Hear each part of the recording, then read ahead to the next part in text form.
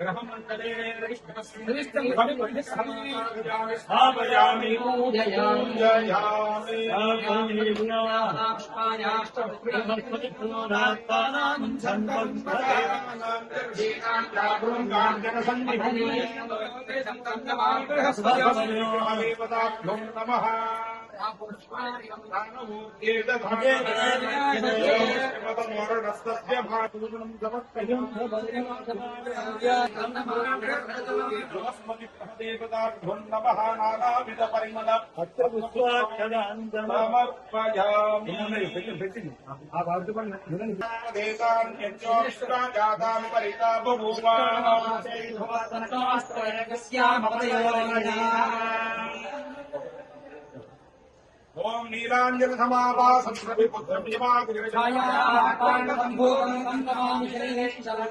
कृष्णातिराक्षेता